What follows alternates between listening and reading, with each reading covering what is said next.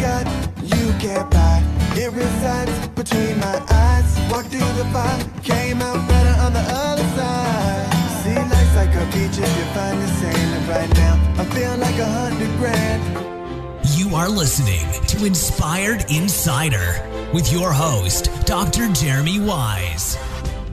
Dr. Jeremy Wise here, founder of InspiredInsider.com, where I talk with inspirational entrepreneurs and leaders. Before I introduce you to Dave Will from PropFuel, Dave, I always like to mention past episodes that people should check out. There's some interesting ones, and based on the research I did on you, Kevin McCardle of SureSwift Capital, and you could hear how he vets companies, how he evaluates companies. And you can also check out Jimmy Zolo of Collaborata. And we were talking about your son's company, which we'll definitely give a shout out to because people could buy hats and Hawaiian shirts. What is it? The Kona brand? Yeah, the Kona brand. That's my boy. My 20-year-old is making Hawaiian flannels. Pretty damn cool idea. But and you know what? Anybody right now that's dealing with money, we're raising some money for PropFuel, and so that's something I'm interested in knowing more about. Is what you said, how you value companies, and I'm assuming if this guy's a money man, he's probably evaluating a lot of companies and their pitches. Yeah, I've had a bunch of private equity and venture capital people on, and it's really interesting to hear what they look for and how they evaluate these companies, right? And eventually, people are going to either sell their company or raise money, right? So I figured it'd be really powerful to have those episodes on the podcast. So check out those. You can go to InspiredInsider.com. You can search venture capital in the search bar and anyone can pull up any of the ones that I've done. And they're all different types of spaces, whether it's CPG or service professionals. So software, check it out. And I am going to introduce you to Dave Will. Before I do, this episode is brought to you by Rise 25. And at Rise 25, we help businesses connect to their Dream 100 relationships. And we help them by helping you run your podcast. And for me, Dave, relationships are the number one thing in my life. I'm always looking at ways to give to my best relationships, to profile the people I admire out in the world, what they do, their companies. And over the past decade, I've found no better way to do it than podcasting. I get to have someone like Dave Will, who's built a company, sold it, and started a new company and is building that up, talk about his journey and educate all of us on what that looks like. So if you have questions, you've thought about starting a podcast, and Dave has a podcast, which I'm going to mention in a second, you can go to rise25.com. And, with no further ado, Dave Will is CEO and co-founder of PropFuel. And PropFuel is a software platform that helps associations who have valuable content, products, and services to offer, but maybe struggle with connecting the solutions with the right individuals at scale. He also is a host of EO360 podcast, which is a podcast by the Entrepreneurial organization. You've had some amazing guests, by the way, Dave, on your podcast. I was checking it out the other day. That's the best part, dude. You talked about what a great thing that doing podcasts are for relationships. I'll tell you what, even if there was no audience, like zero audience, I would still do this because it is just so cool to talk to some of the guests we get on, You've had some amazing guests on this show. In fact, when you asked me to be on the show, I'm like, you want me or you want me to introduce you to some of my cool guests? Like what? You're modest. You're modest. But no, you're totally right. It doesn't matter. It's such a good way to learn, even if no one's listening, and to educate yourself and then, your network of people. So I've made best friends on the podcast, gone to weddings, gone on family vacations with people. Who knows? We'll probably grab dinner at some point when COVID disappears. I'm sure we'll hang out. I'm sure that, any way I could help your son with the konabrand.com, I will help him. You know what I mean? And my network is oftentimes my guest network, right? And that's how it should be. I want to mention too, Dave, Peach New Media was something you launched in 2001, sold it in 2015. The company at the time was 40 employees, and you received an offer from a private equity group that you couldn't refuse. So that's that story. Thanks for being here. I appreciate it. Yeah, I appreciate the invitation. I just love talking about this stuff. Being an entrepreneur has become part of my identity. It's one of the top 2 or 3 ways I would describe myself if I had to describe myself. It has just become who I am. The idea of working for somebody at this point is just so far from, I can't even fathom working for somebody. In fact, so much so, I've got 3 teenage boys. So much so, I think I've been a little biased in my rearing of the children. Now, to the point where How so? I just push entrepreneurship so hard. I'm like, look, you can either go bag groceries at the grocery store, or you can figure out a way to make a few bucks selling candy on the beach. It's like you could make more money buying candy at Target for $1 and selling it on the beach for $2 over the course of 2 hours, and you're hanging out on the beach too. And is it completely legal? Probably not. But who's going to get a 15-year-old kid and give him a ticket for selling candy on the beach? My point being, like, why would you go bag groceries? Why would you go do that when you can make money selling candy on the beach, or figure out something else? In about 10 minutes, you can probably come up with a cool idea. So yeah, I'm a little not jaded, but I'm a little biased in my perspective that there is no better career than being an entrepreneur. There's one thing I wrote down, Dave, that we're not going to discuss now, but we will before we end, is you mentioned working for somebody else. And I was talking to a friend who's selling his company now. And part of that sale is working for the next company. Right. Mm-hmm. And so I want to hear. That's tough. Yeah. I want to hear your perspective on that at some point. But I wanted to start with your wall. Okay. If people are watching the video, Dave has a amazing wall behind him with a bunch of stuff. And I wanted to start off with the cash register. Oh, okay? And talk about the story behind the cash register and what that cash register means to you. All right. So I just mentioned I have my grandmother's cash register. I don't think you really know much about this. This cash register, gosh, I wish I could bring my computer over there for a second.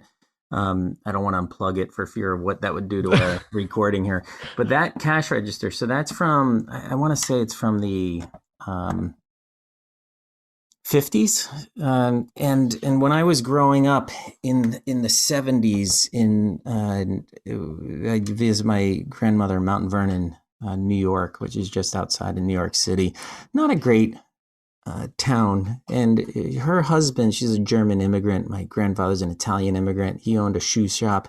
He died at she was young. He died when my mother was in college.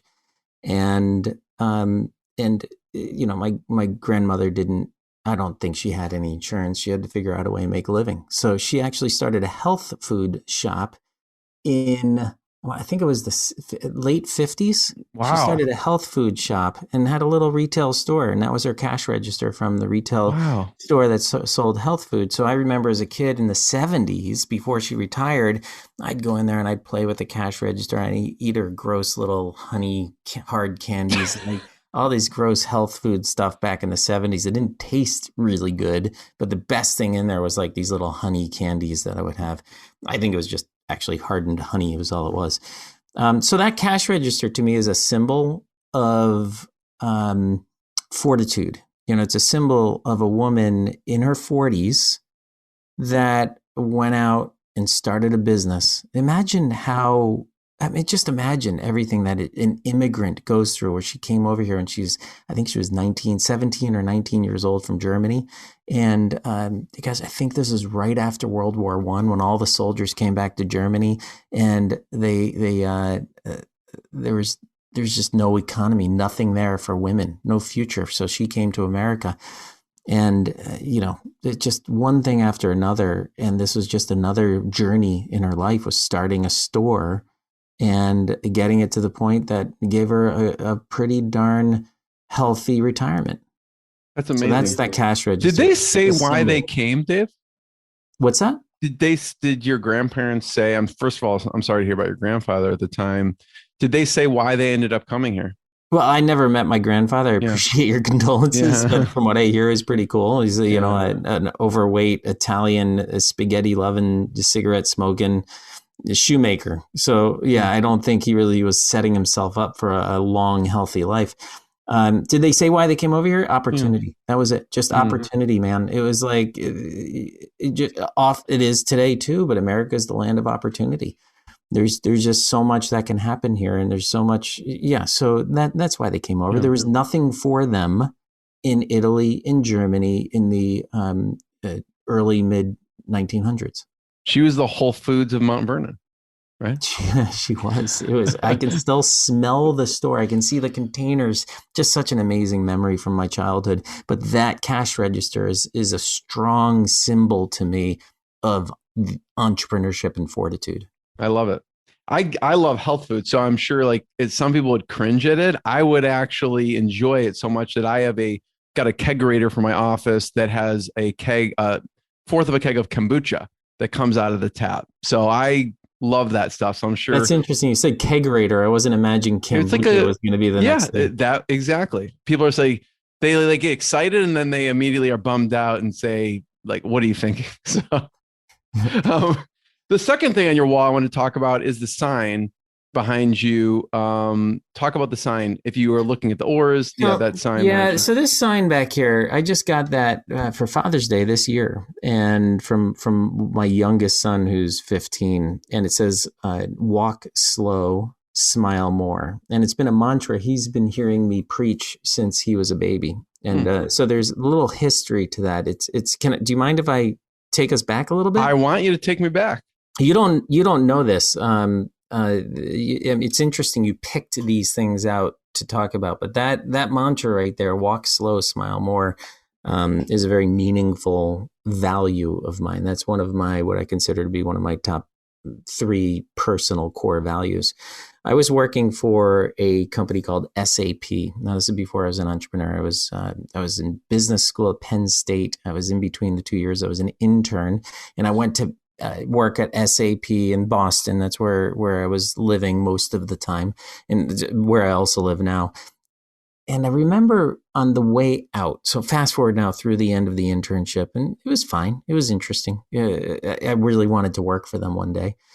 And Mark, my manager at the time, when he walked me out, he put his arm around me. This was 1996. So he put his arm around me because then that you wouldn't get sued, and there's nothing to worry about putting your arm around somebody, right? So he puts his arm around me, walks me out, and I can still picture these double doors. It's amazing how impactful moments in your life just stick with you. My grandmother's health food shop and the smells and the candy.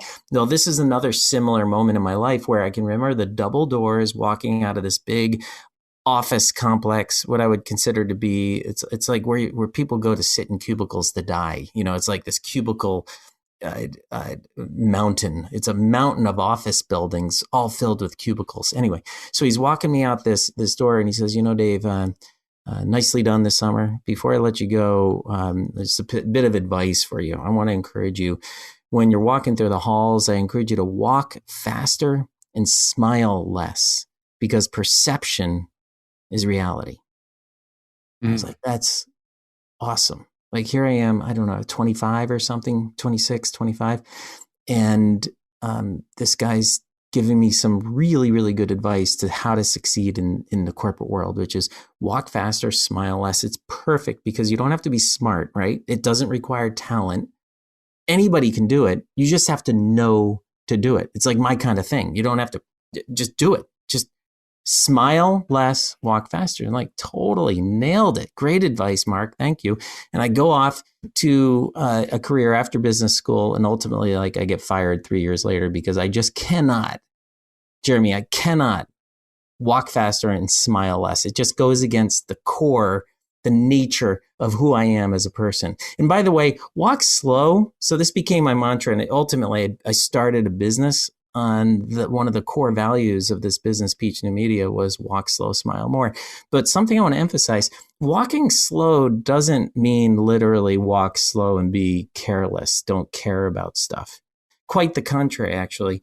Walk slow means walking slow enough so that you're actually enjoying the journey.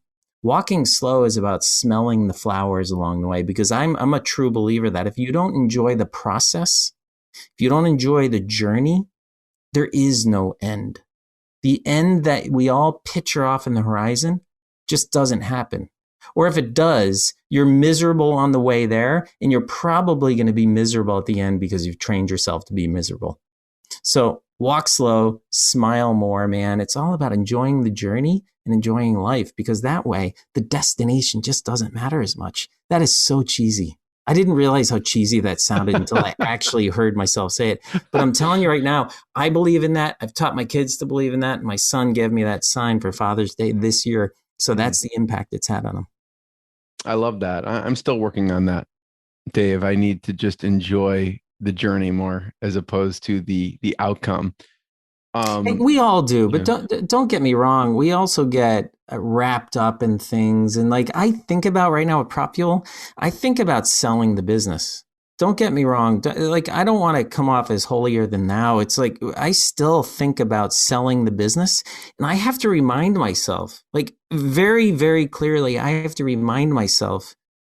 Well, I'll explain in story. This is going to be a long podcast, man. So I remember driving in. There's no such thing. Well, they're saying same thing with copywriting. Like there's no such thing as long or short. It's just boring copy, right? So right. This will be a great podcast. Okay. Right? Well, thank you for that. Yeah, So there you go. I remember driving with my wife into Boston midday. I don't know what it was for. I don't know if we were going to an event or it was like maybe it was a lunch or maybe we were just, I really don't remember. It doesn't matter. The point being, I was driving into Boston in the middle of the day. We're in our fun car. Well, we were in our Tesla, right? So we're driving our Tesla into Boston, and I say that for a reason. It's not like I drove a Tesla, which I do, by the way. It's freaking awesome. Love that car. But we're driving into Boston in this Tesla, and I'm sitting here behind the wheel, hands on my lap, because it's driving us itself, right? And I'm painting this picture on purpose like this. And I'm quietly thinking, I'm not saying it to her, I'm thinking, God damn it, I really, I thought PropFuel would be further along.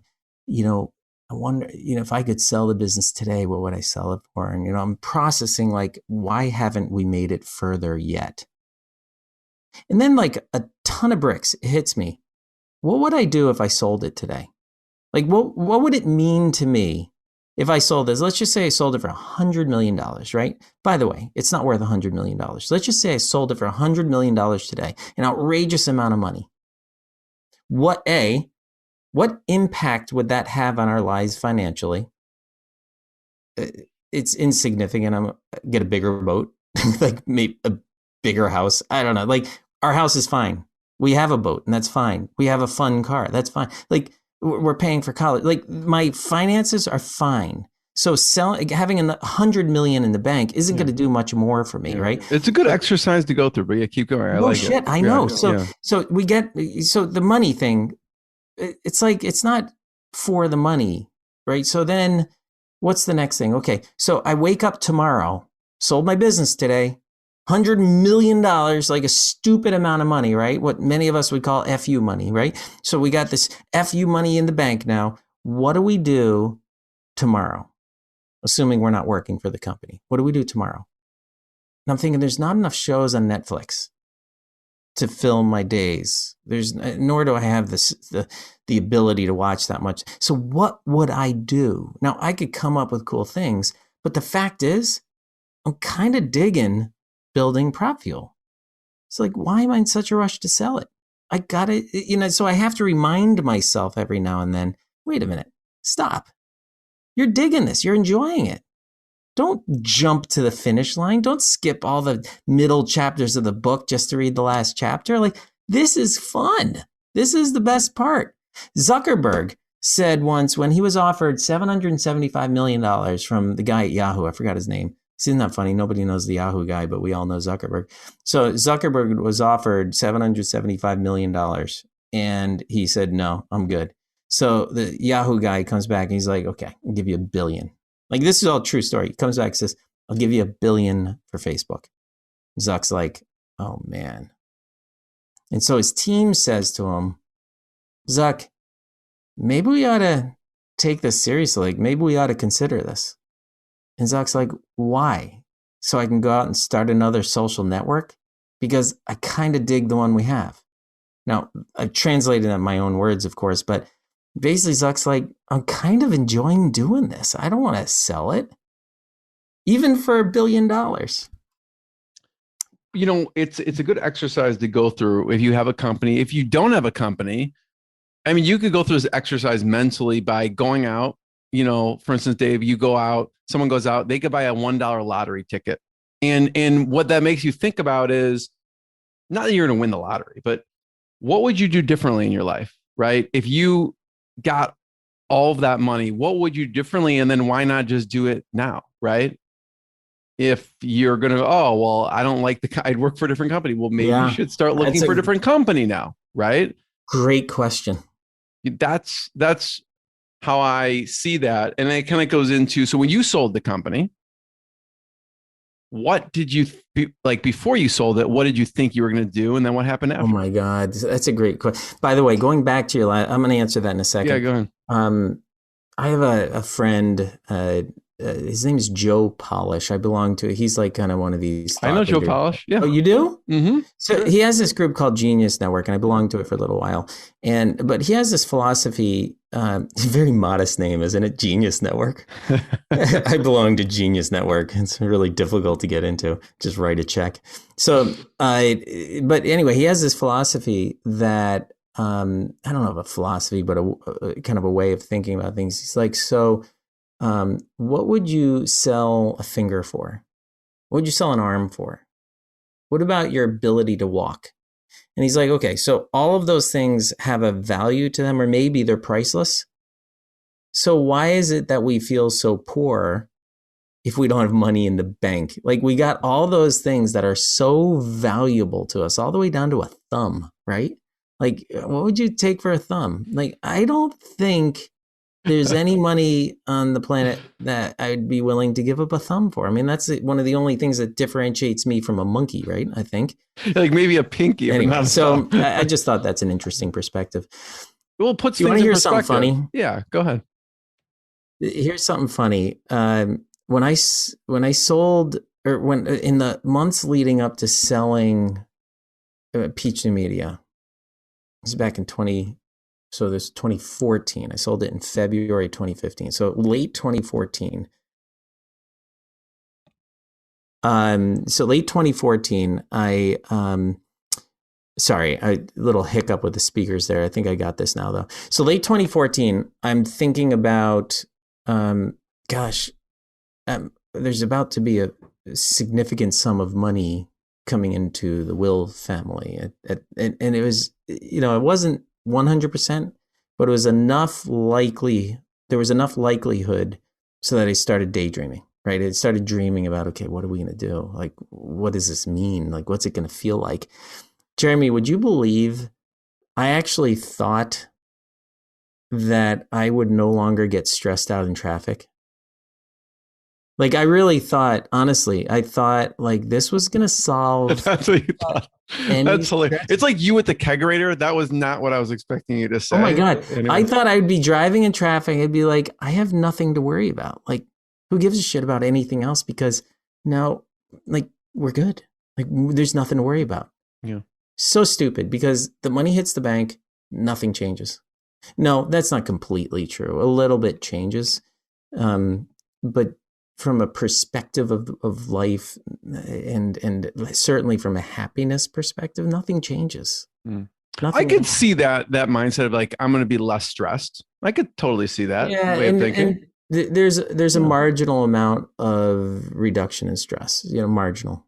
But my understanding is that's the same is true if you're making just a decent living, the stress of finances generally goes away. There is some metric. Completely. Yeah, there is something that I forgot what the number is. It's like if someone made an extra $75,000 a year, after that, there is no measurable difference in their happiness. There's some, I know if someone could look this up, there is some amount of money they've done research on. If you make, X amount over that amount, there's not like a huge measure of happiness, which is, if you're thinking about it, it's still hard to believe, actually. Like, okay, I hand you $100 million. Like, you're not any happier. That just still seems crazy, right? Even with $100 million, Yeah. and this does seem crazy, even with $100 million, there's still a significant amount of financial stress, which you can't explain it.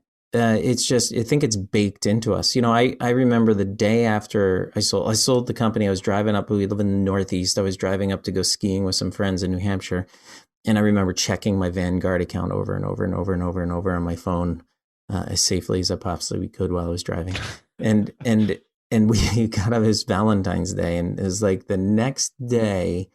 I remember we went to this place on the ski resort, and I saw this really cool flannel shirt that was incredibly overpriced, but it was like $90. Like, to me, that was a ridiculous amount of money for a shirt. And I was like, I am not going to pay $90 for a shirt. In the meantime, the deposit was just made for selling the business into our bank account. I remember my wife came up to me. She looked at me and just shook her head and grabbed the shirt and put it on the counter. So I ended up getting that shirt. But now every time I put on that shirt, I think of that moment where I'm like, even after getting that paycheck, I still didn't want to spend $90 on a shirt.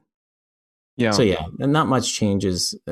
It's, I will say, a significant stress reduction is paying for college. Like that done. Like such a nice, like, mentally, just to get it out of the way. So that was a really nice thing. The flannel shirt. What was the question again? The flannel shirt's a good segue to people check out thekonabrand.com. Oh yeah. If you want a Hawaiian, wait, what is what can they my find son on? started a business, which is really, really fun. It started out as a fun exercise. He had the idea in high school, but his thought was, like, you can see I'm wearing a flannel shirt right now, traditional browns, and it's plaids, and it's fine. It's fine. It's a fine flannel shirt. But he's like, Dad, why can't we put like flowers or surfboards or palm trees on a warm long sleeve shirt? And I was like, dude, I'd buy one. So that is the beginning. So he's in the process now of procuring those shirts. He's got the designs done. The designs are really, really cool. He's starting really simple, flowers and a Nantucket red shirt and a blue and a dark blue. So he's starting with some cool shirts. In the meantime, he's got some cool Kona brand hats. Every purchase goes to helping rescue dogs. So his mission is to basically save find a home for every dog. That's what it was. Find a home for every dog. And so he has this idea of these shirts called the Kona brand. That's the name of the website, thekonabrand.com. And the idea is, like, you put on one of these shirts and it puts a smile on your face. That's his philosophy. He's like, just if an article of clothing can make you smile, this is the one. So about selling the company and what you thought, and I want to transition to you're staying on the company, right? You said, like, it's hard for an entrepreneur to work for someone else. Talk about that transition from you sell the company and now you're working for the company. Yeah. So AKKR, Excel AKKR bought, they're the private equity firm that bought my company, Peach New Media. We were a bolt-on to another software company, a bigger software company. And so I remember going to work for them, and immediately I was put on the executive team for this other company, and I was going to work for them. I had a contract for a year. And then after that, we can see what happens. But the idea was, like, I'm bound to work for them for a year.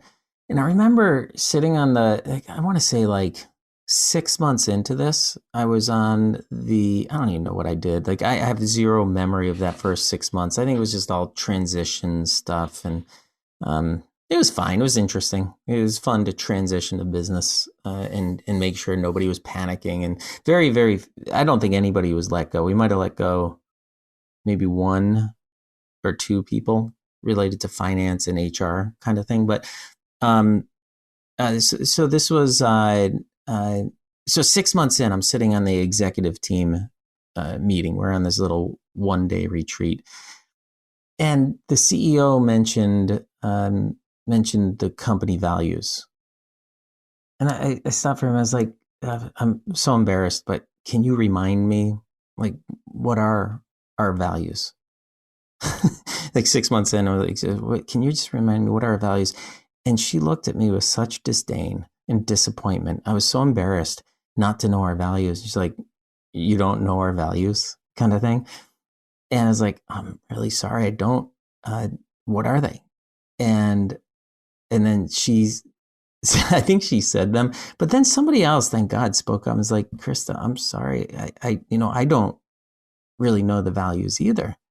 And all of a sudden, it sparked this conversation about how this company had bought so many businesses, brought them all together, that the values were no longer clear. And so it turned into another hour or two of talking about, what are we weak at? What are we good at? So when the group came back together after this, sticky notes everywhere, group came back together and determined that, okay, what we were going to do is block off some time and lock ourselves in a room, come up with our company values next weekend. And I pushed back again. I was a troublemaker. That's what it was. I honestly, like, here's a company, private equity. They want to focus on the money, get it in, just move, which is cool. But being an entrepreneur, walk fast. Yes, they wanted to walk fast, really, really fast. And so I was like, wait a minute. If we just go in a closet and do this again, in 6 months from now, we're going to be wondering what our values are again. If we want to do this right, we need to bring the employees into it. And I don't mean to sound all righteous. I mean, I don't know the greatest process, but I do know a better process. And in a nutshell, I was told, look, we're going to do it next weekend. I appreciate your input. But we don't have 6 months to spend on creating our values. Like, that was the value. That was the value put on company values. Like, we just don't have 6 months to dedicate to something like this. So that's the moment I knew I was done. And I remember calling her and saying, hey, listen, I think we were 7 or 8 months in at this point. It's like, listen, I don't want to give up the end of year bonus, but I'm happy to get out of your hair if you give me my end of year bonus. Like, if you don't require me to stay around a year, I don't need to be here. And she's like, consider it done. So is that getting fired? I don't think so. I think I quit. So what advice would you? It was would you very have amicable, by the way. She said, yeah, let's kind of make it a smooth transition over the next month or 6 weeks. And so I was there for another a month or two. But ultimately it was a very smooth transition, but I just couldn't see eye to eye. I was definitely becoming a troublemaker in the group. I was not helping anymore. Yeah. What do you have any particular advice for a founder? And all situations are totally different, right? Who acquires, who you're working with. And advice from a founder who, maybe they're going to work for the new company for a year, 2 years, 3 years, 4 years.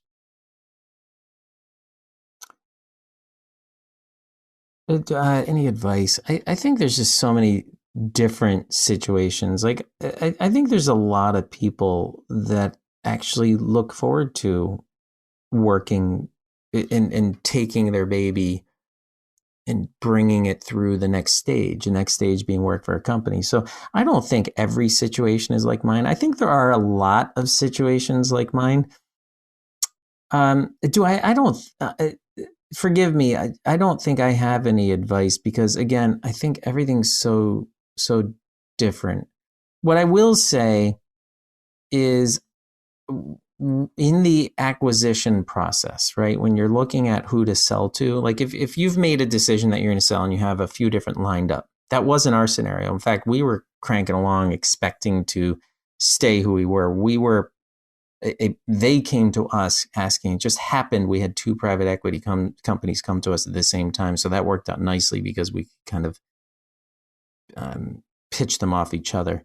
But what I would say is we oftentimes think so much about whether or not we're a good culture fit into the other company. I'd say don't overthink that. That might be my advice, is you think you can see it. You think you might be able to figure out if it's a good culture fit. The reality is, even if you think it's a great culture fit, it's going to be tough as hell. Like, it is really, really hard to bring companies together. There will be change. And if you're not comfortable with that, figure out a way to get out of it, because there will be change no matter what they say. Yeah. So Dave, we go from you're selling, you're thinking about selling, now you transition. When you transition and you're like, cool, now what am I going to do? Oh, I watched The Godfather. The Godfather. That's the first thing I did. 9 hours. All 9 of that, hours. I mean. Yeah, it took me like 3 weeks because I just really had a hard time sitting down for 9 hours straight. But I took 3 weeks and I watched The Godfather. The other thing I was going to do is going to clean out my basement, and I'm still going to get to that soon. I haven't done it yet, but I'm going to get to that one of these days. You know, we hired. Was there a question? We hired an organizer, like, because my wife threatened me if I didn't clean out the office area. So we actually hired an organizer, a professional organizer. They came in and spent a whole Sunday with me and organized and cleaned the entire office. So Wow, they're in Chicago. Yeah. What was that really David Allen book? David Allen. Getting things done. I know David Allen. There's another No. one. The subtle art of tidying up or something like that. And it's about going after your basement, attacking your basement, and just getting rid of everything. That's the subtle art, by the way. Right, getting rid of everything. Yes. So there you go. You just hire an organizer. You can make that happen. I don't know if I let you ask your question. There was a question in there somewhere. Sorry. I don't even remember what it was. No, it was what were you thinking was next? Were you going to give yourself some time to relax? Were you on to your next thing?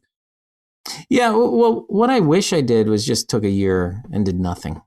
But that's really hard because you kind of feel like you're going to miss something. Like there's a huge fear of missing out. Like it's really, really hard to take a year, but I really wish I forced myself to take a year and just explore. Just even with kids in school, you can't just pick up and go to Europe, right? But just let my mind explore. And instead what I did is I said yes to everything I could.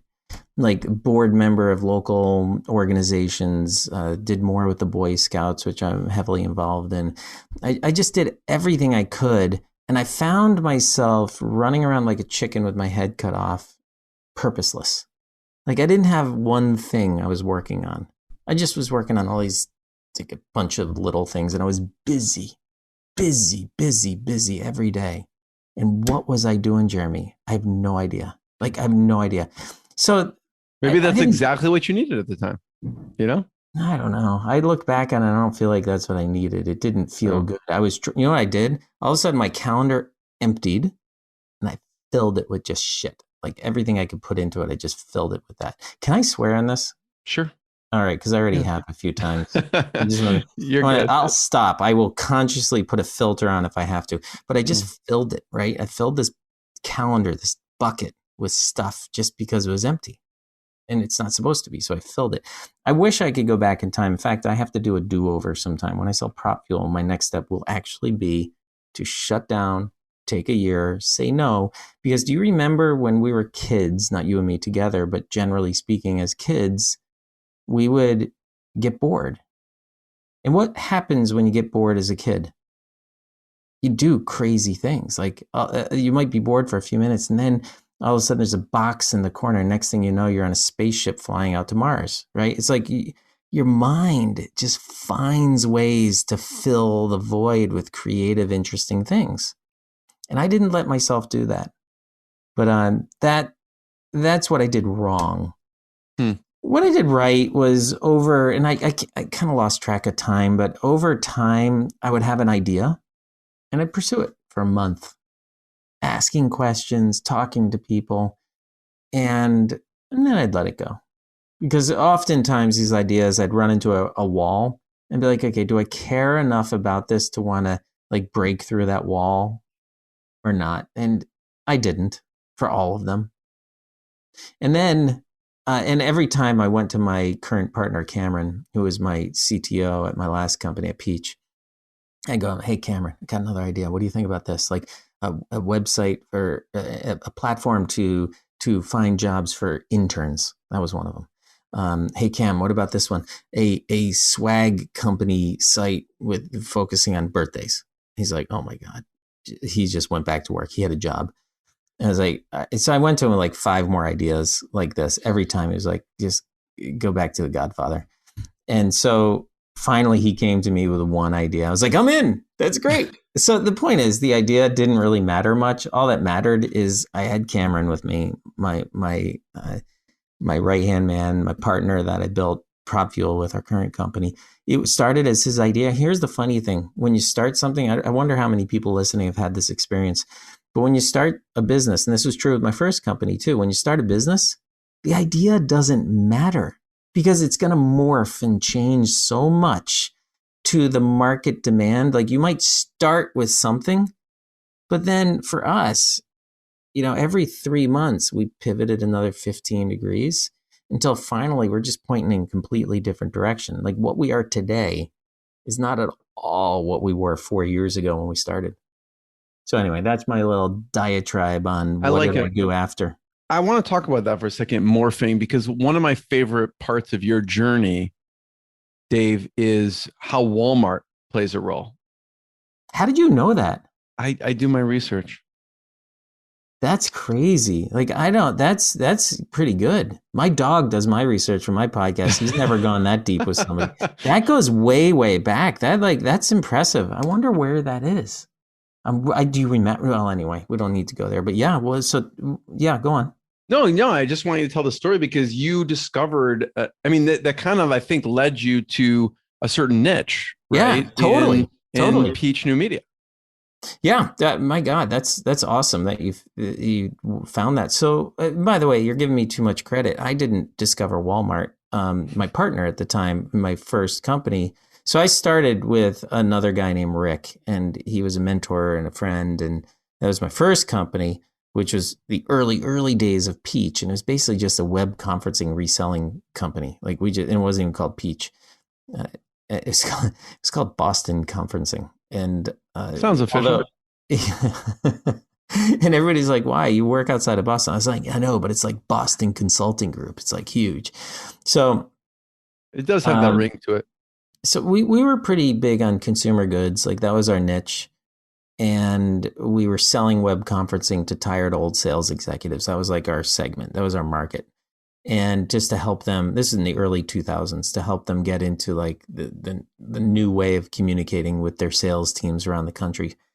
And our first customer, Solo Cup Company, just to give you a perspective. And so we worked with the sales and marketing team inside Solo Cup. They're huge. Yeah. And they sell stuff at Walmart, as do many of the other companies that we started working with. And so finally, my partner said, hey, there's this thing called Retail Link, which is Walmart's software. And there's like 60,000 manufacturers that use Retail Link, and they have these user groups all over the country. Do you want to host one of these things for free? Just do it on your, using your platform, just because otherwise people have to drive into Boston. This is just a local Boston one. People have to drive into Boston. And nobody ever goes. It's like we have 3 or 4 people in our user group meetings because nobody feels like spending the day driving and parking in Boston. I mean, it was basically like virtual back in 2002. And so I was like, yeah, sure. I mean, at first I was kind of annoyed. I'm like, I got to do another thing for free. But all right, fine. So I ended up doing this thing. 90 people showed up to this user group meeting. It was a smash. Like it killed it. So in no time at all, we started doing, the word got out, we started doing these Retail Link user group meetings all across the country. And at this point, we'd figured out a business model where we just charged people, I think, I forgot exactly, but let's just say it was like $25 for a session. So instead of paying parking, they'd pay us $25 and then they wouldn't even have to drive.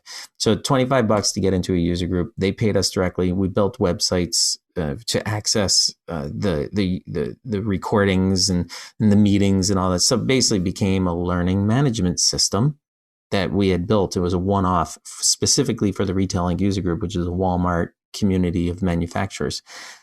What we discovered is that and this is what I'm talking about, morphing. What we had discovered is we had created a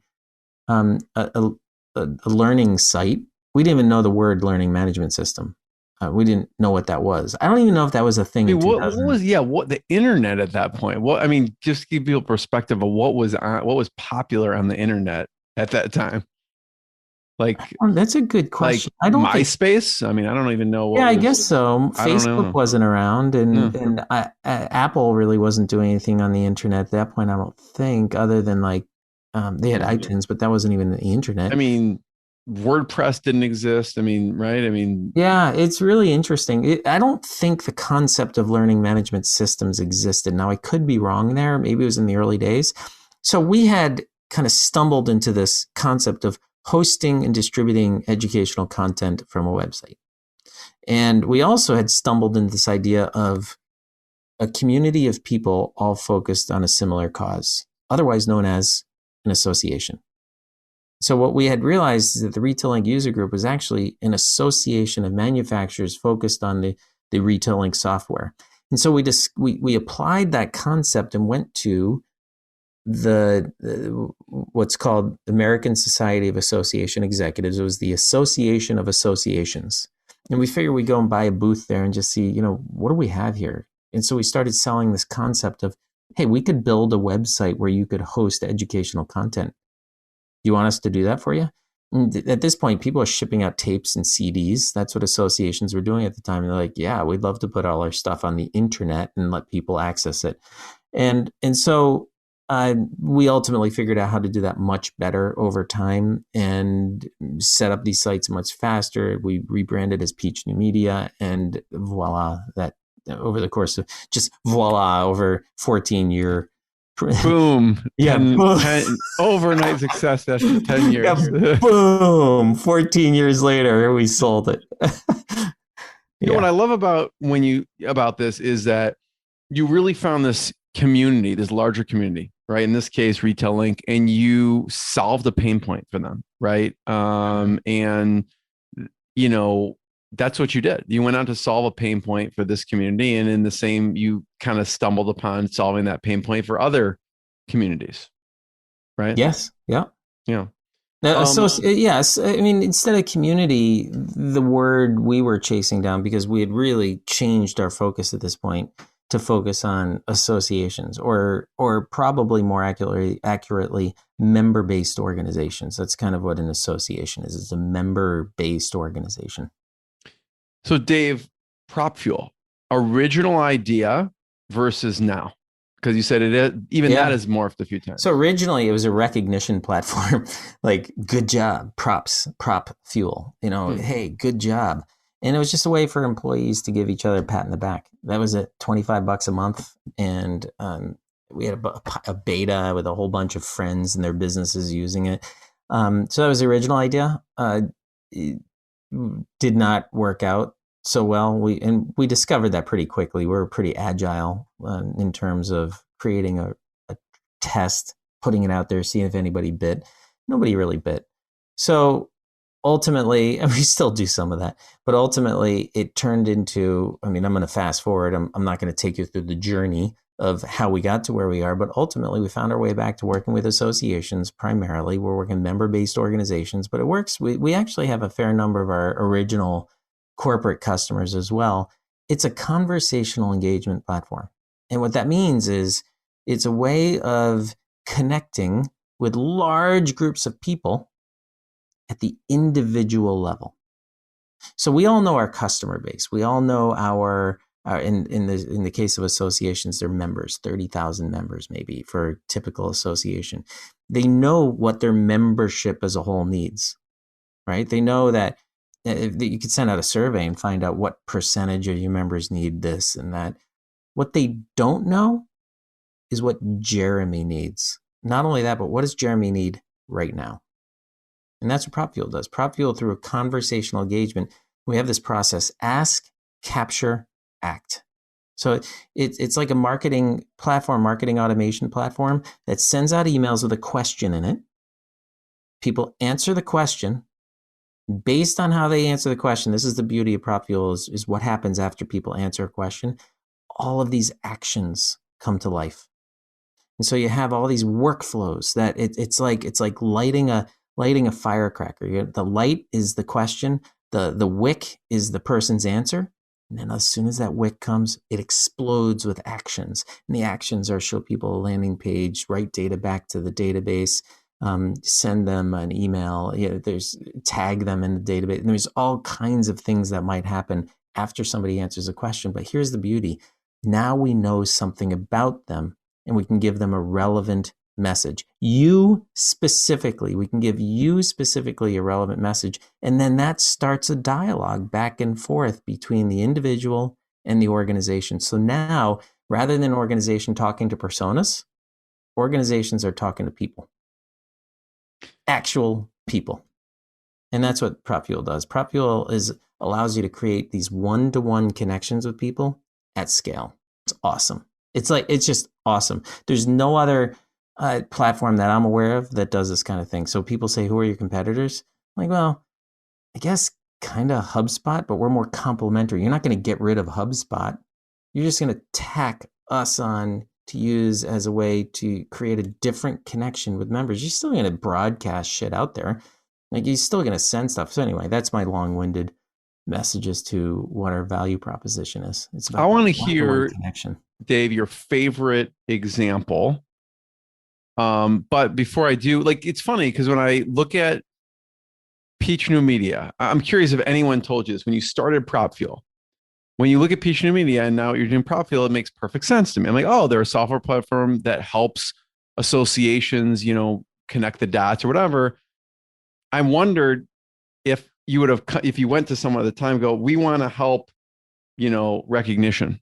And they're like, maybe you were helping recognition for associations, or were you helping recognition for associations or member-based software? It just seems so obvious when I, researched your website now. It's like, yeah, that makes perfect sense. What he came from there.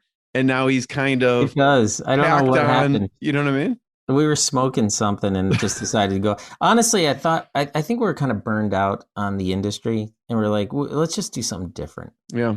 I think that's what happened. And we tried something different, and we're like, we don't know what we're doing over here. Maybe we should just go back to what we know. Well, let's go back to what we know. Yeah. We know the people, we know the problems, we know the industry. Yeah. In hindsight, it was foolish to go off and try something just completely different. Like, we might as well just started a winery. I mean, when you said, oh, this PropFuel morphed, I was thinking, this seems like it would have been the idea from the beginning, but it just proves no matter if you've started companies before, you haven't, it's going to morph regardless of how much experience you have doing this.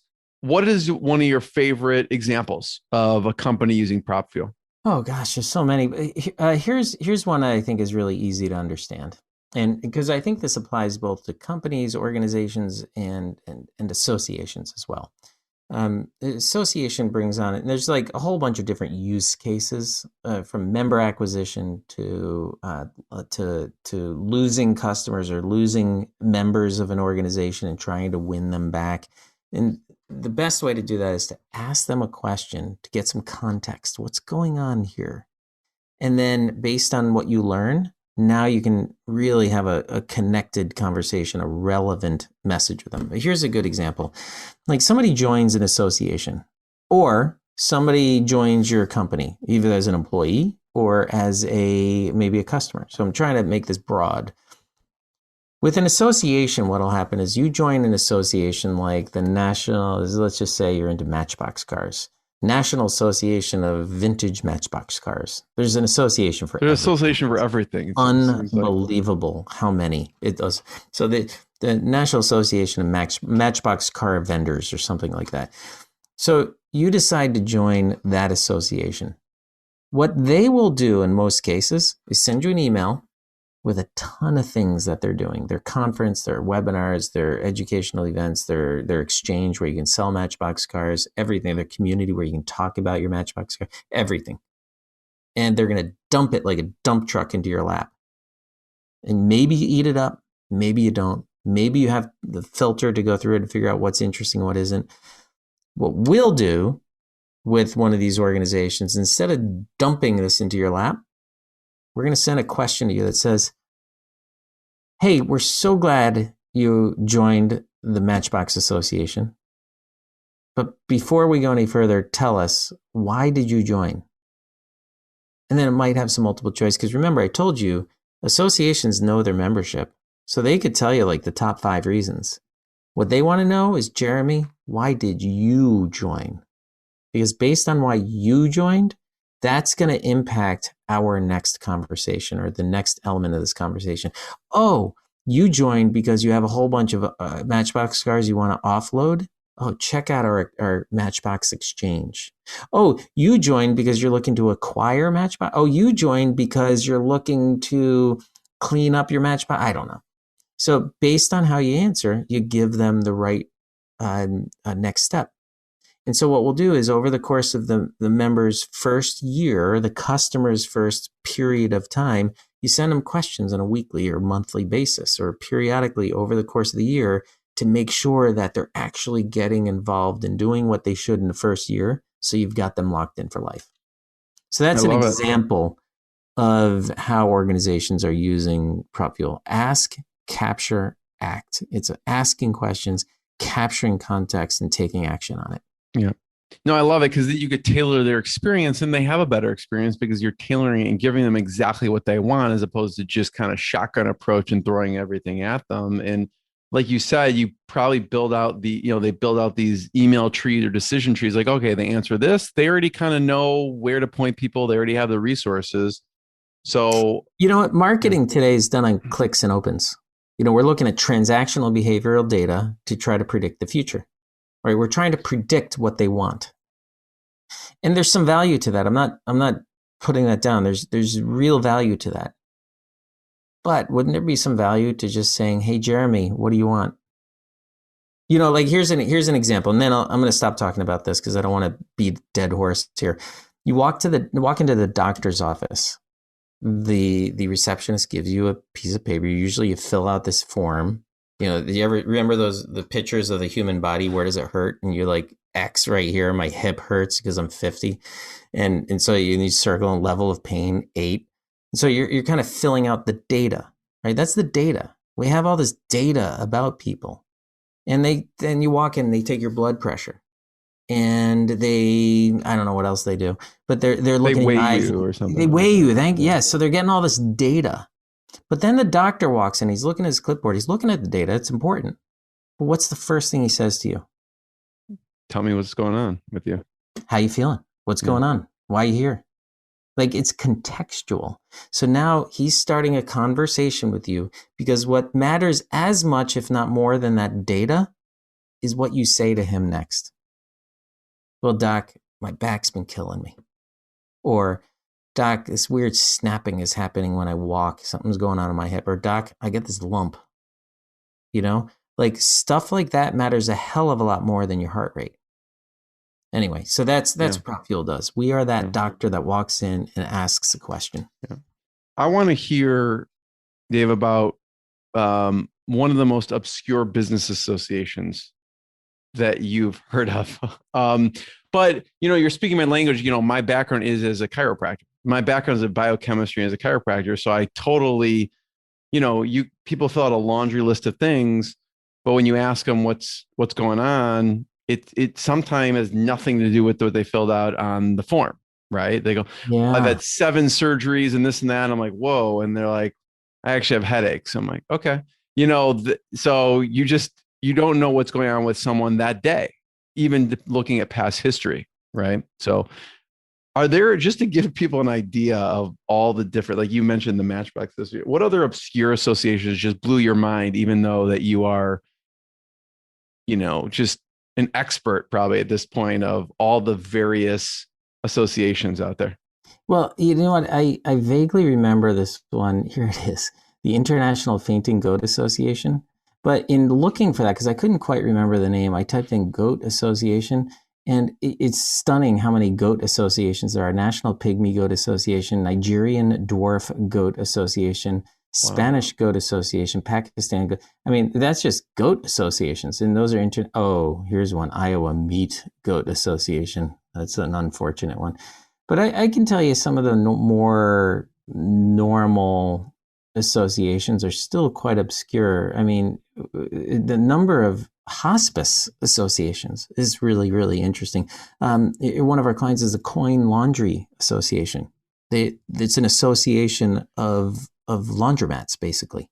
You have, what's another one? The Contemporary CCSA, Contemporary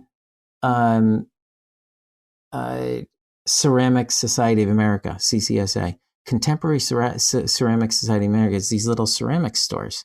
And then, of course, you have some of the more popular ones, like all the bar associations every state has a bar association, National Bar Association. There's the state teachers associations. Every state has their own teachers association.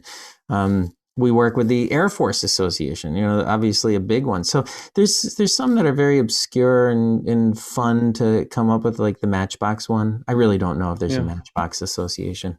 There probably, if there's that many goat associations, Dave, I'm going to guess there's a Matchbox Association. There has to be.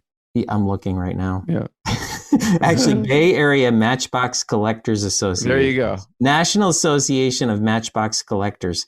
Matchbox Association. No, that's a different one. Anyway, isn't that funny? It's crazy. Yeah. Dave, I have one last question. First of all, thank you. Thanks for sharing the journey. Thanks for imparting your advice. Who would ever turn down the opportunity to talk about their story and talk about themselves?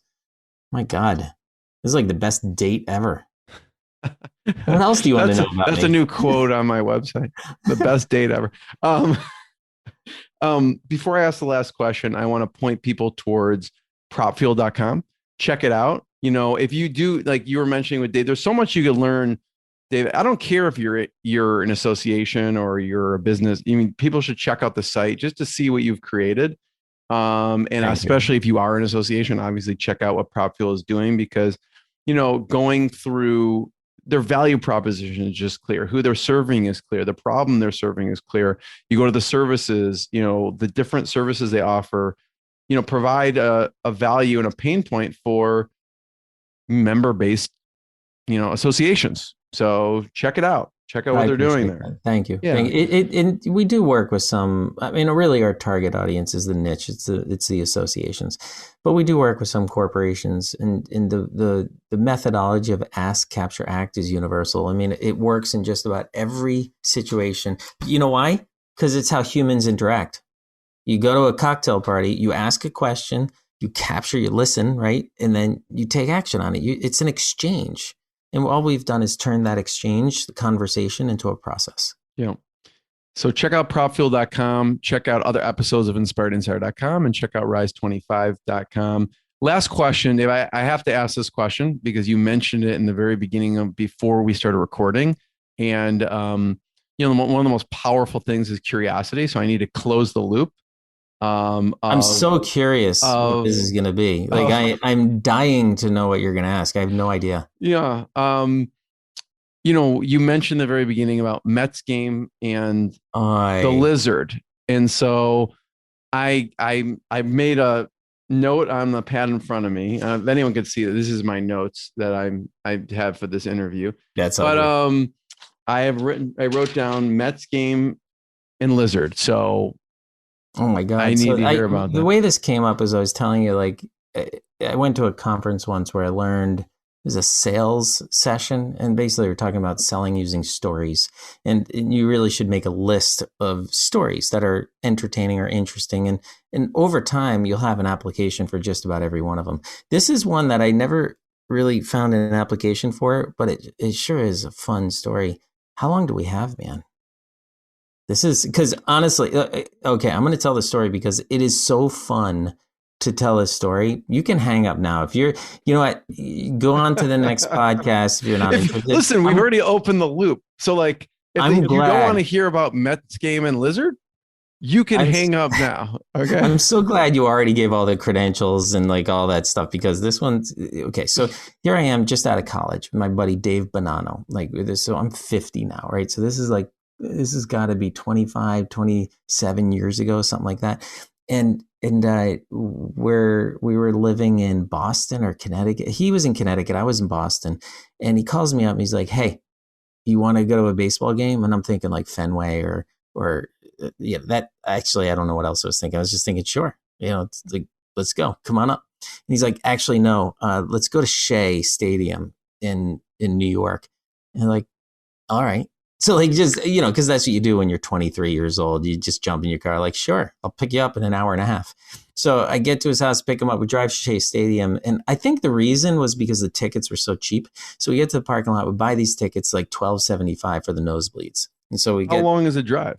from where you were? Oh, it was like 4 hours. Okay. So, and I can't remember if we planned this the day before or whatever, but we get to Shea Stadium before the game starts, and we get our tickets, and we just buy the cheapest tickets at the ticket office.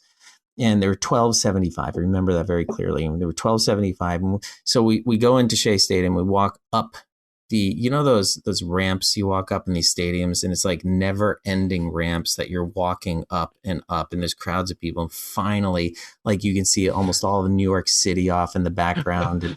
and it's like you can look down and you can kind of see the pitcher's mound and stuff. You're like, wow, this is awesome. But these are the seats $12.75 gets you. So we go up to the usher, and the usher looks at our ticket and he goes, ooh, he shakes his head. We're like, what? They really that bad? He's like, well, I could get you better. I'm like, what do you mean? He's like, well, for $5, I could get you seats right behind home plate where you can catch a fly ball. Like, I can't believe I can remember the story like this. I seriously haven't told the story in about 7 or 8 years, I think. So I'm like, we'd love to catch a fly ball. So what do we do? And I reach for my wallet. He's like, no. He's like, go down to section A1, go up to the usher, tell him the lizard sent you. I was like, what? And Dave and I, my buddy and I look at each other. What? Larry sent us? No. Tell him the lizard sent you. Like, this is just so bizarre. So we go back down the ramp, like all the way down the ramp. This is like a cartoon now. It's like a Monty Python thing. So we back down the ramp, go to section A1, and we walk up, and we go up to the usher, and we're like, hey, the lizard sent us?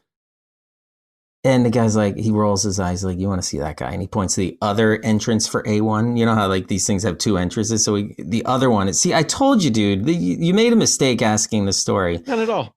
So this is exactly what I was expecting. We go to the other A1. We go up to that guy and we're like, hey, the lizard sent us. And he's like, oh yeah? What'd he tell you? Now this is New York, right? This is Shea Stadium in New York. And this guy is as shady as you can imagine. And we walk out and he's like, oh yeah, what'd he tell you? We're like, well, he said for $5 we could get seats right behind home plate where we could catch a fly ball. And he's like, yeah, that's right. And so we reach him and say, hey. He says, come on in. He brings us in the aisle, like in the hallway in between like the main area where you buy the hot dogs and in the stadium part. So we go into this hallway and we give him our $10 for the 2 of us. And he's like, all right. He walks us down and we get into these beautiful seats, like these amazing seats right behind home plate where in theory, if there wasn't a net there, we could have caught a fly ball.